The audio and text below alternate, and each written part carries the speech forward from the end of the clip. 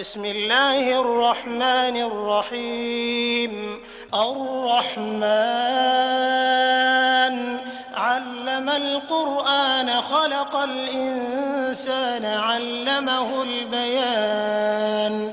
الشمس والقمر بحسبان والنجم والشجر يسجدان والسماء رفعها ووضع الميزان ألا تطغوا في الميزان وأقيموا الوزن بالقسط ولا تخسروا الميزان والأرض وضعها للأنام فيها فاكهة والنخل ذات الأكمام والحب ذو العصف والريحان فبأي آلاء ربكما تكذبان.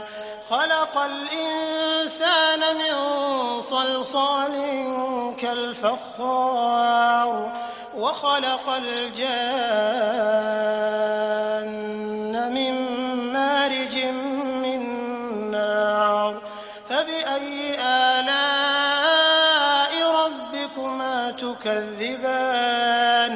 رب المشرقين ورب المغربين فبأي آلاء ربكما تكذبان. مرج البحرين يلتقيان بينهما برزخ لا يبغيان فبأي آلاء ربكما تكذبان. يخرج منهما اللؤلؤ والمرجان فبأي آلاء ربكما تكذبان. وله الجوار المنشآت في البحر كالأعلام فبأي آلاء ربكما تكذبان. كل من عليها فان ويبقى وجه ربك ذو الجلال والإكرام فبأي آلاء ربكما تكذبان.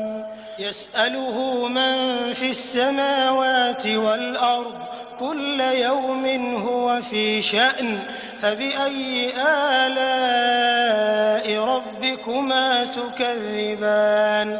سنفرغ لكم أيها الثقلان فبأي آلاء ربكما تكذبان.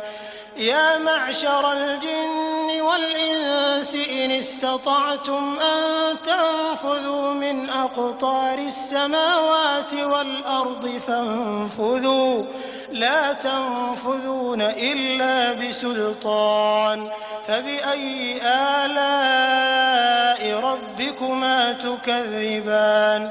يرسل عليكما شواظ من نار ونحاس فلا تنتصران فبأي آلاء ربكما تكذبان.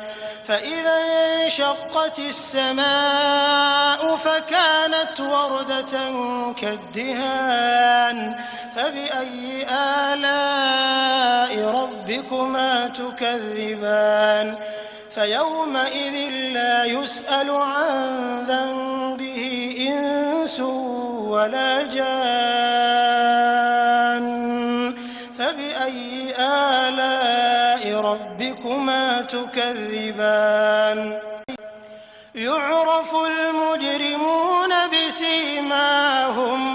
بسيماهم فيؤخذ بالنواصي والأقدام فبأي آلاء ربكما تكذبان.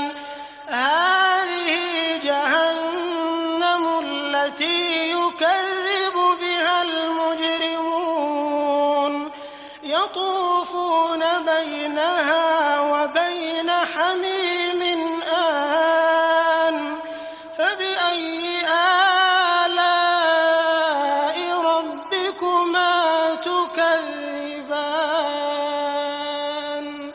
وَلِمَنْ خَافَ مَقَامَ رَبِّهِ جَنَّتَانِ فَبِأَيِّ آلَاءِ رَبِّكُمَا تُكَذِّبَانِ ذَوَاتَا أَفْنَانٍ فَبِأَيِّ آلَاءِ رَبِّكُمَا تُكَذِّبَانِ فِيهِمَا عَيْنَانِ تَجْرِيَانِ فَبِأَيِّ آلَاءِ رَبِّكُمَا تُكَذِّبَانِ فِيهِمَا مِن كُلِّ فَاكِهَةٍ زَوْجَانِ فَبِأَيِّ آلَاءِ رَبِّكُمَا تُكَذِّبَانِ مُتَّكِئِينَ عَلَىٰ فُرُشٍ بَطَائِنُهَا مِنْ إِسْتَبْرَقٍ وَجَنَى الْجَنَّتَيْنِ دَانٍ فَبِأَيِّ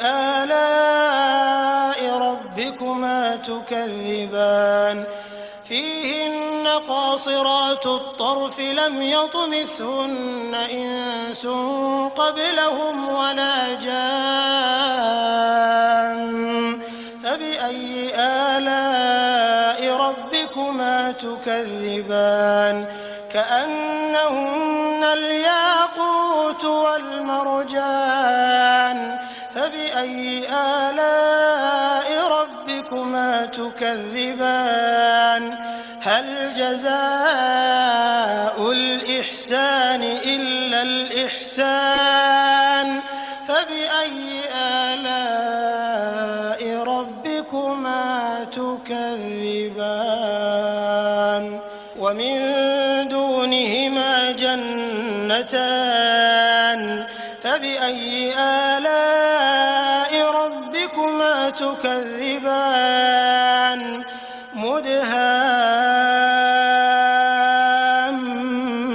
مُدْهَامَّتَانِ فَبِأَيِّ آلَاءِ رَبِّكُمَا تُكَذِّبَانِ فِيهِمَا عَيْنَانِ نَضَّاخَتَانِ فَبِأَيِّ آلَاءِ رَبِّكُمَا تُكَذِّبَانِ فِيهِمَا فَاكِهَةٌ وَنَخْلٌ وَرُمَّانٌ فَبِأَيِّ آلَاءِ رَبِّكُمَا تُكَذِّبَانِ فِيهِنَّ خَيْرَاتٌ حِسَانٌ فَبِأَيِّ آلَاءِ رَبِّكُمَا تُكَذِّبَانِ حُورٌ مَّقْصُورَاتٌ فِي الْخِيَامِ فَبِأَيِّ